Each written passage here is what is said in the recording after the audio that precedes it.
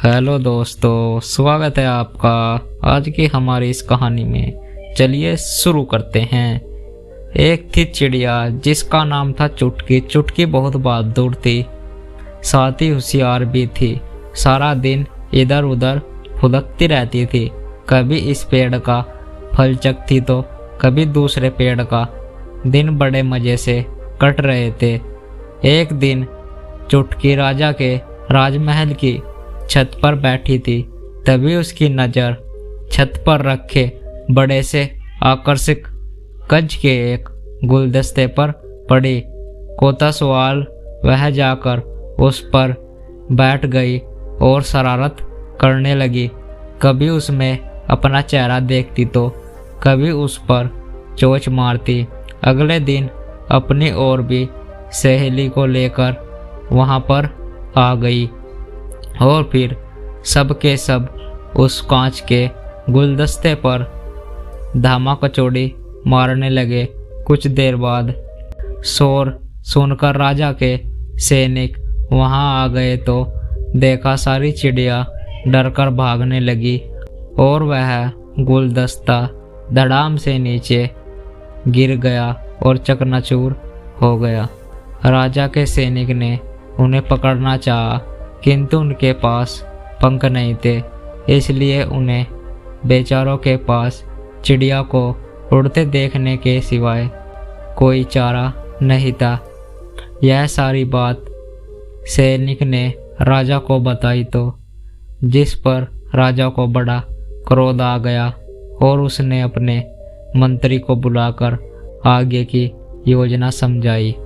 राजा ने अपने राज्य में यह संदेश भिजवा दिया कि अब से कोई भी व्यक्ति चिड़ियाओं के लिए दाना पानी की व्यवस्था नहीं कराएगा, यहाँ तक कि छत पर भी अनाज नहीं रखेगा। यह सब चुटकी सुन रही थी। उसने यह सारी बातें जाकर बाकी चिड़िया को भी बताई। सबको चिंता सताने लगी कि आखिर अब हम भोजन कहाँ से करेंगे।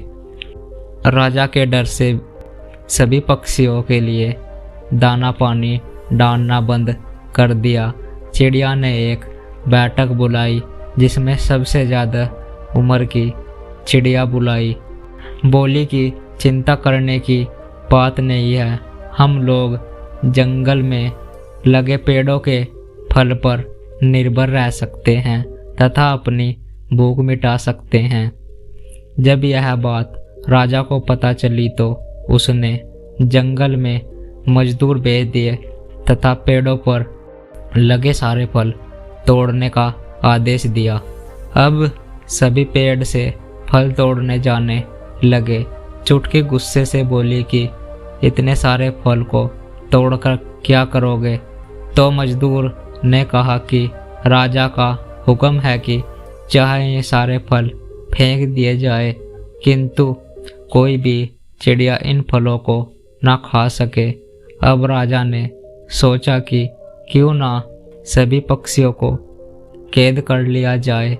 ऐसा सोचकर वह उन पक्षियों के पास बड़ा सा पिंजरा लेकर गया और बड़े भोलेपन से बोला कि मैं आपसे क्षमा मांगता हूँ, मैंने आपके साथ अच्छा व्यवहार नहीं किया। मैंने आप सभी के लिए यह बड़ा सा पिंजरा बनाया है जिसमें आपके रहने और खाने पीने की सारी व्यवस्था होगी और आपको भोजन के लिए नहीं भटकना पड़ेगा। चुटकी चिड़िया को राजा की बातों पर विश्वास ना हुआ। वह बोली, राजा जन, हम तो आज़ाद पंछी हैं, पिंजरे में कैद नहीं रहना चाहते। इस पर राजा बोला कि इस पिंजरे का दरवाज़ा हमेशा खुला ही रहेगा, आप लोग जब चाहे इसमें आ जा सकते हो।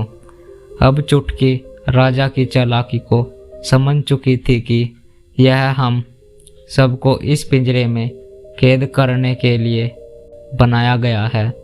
वह बोली, आप हमें थोड़ा समय दे दीजिए ताकि हम आपस में विचार करके आपको बता सके। राजा ने अनुमति दे दी अब चुटकी ने सभी पक्षियों को राजा की चालाकी तथा दुर्वत्ता के बारे में बताया।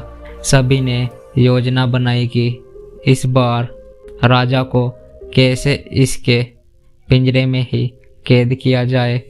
कुछ देर बाद सभी पक्षी राजा के समा उपस्थित हुए।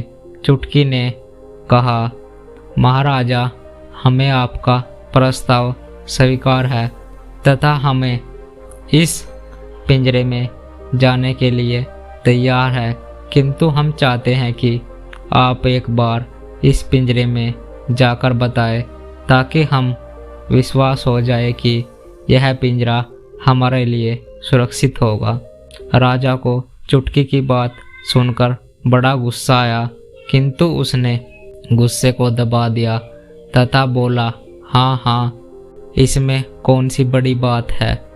देखो, मैं स्वयं इस पिंजरे के भीतर जाता हूँ। दरबारियों ने उन्हें रोकने का प्रयास किया, किंतु राजा ने उनकी एक ना सुनी।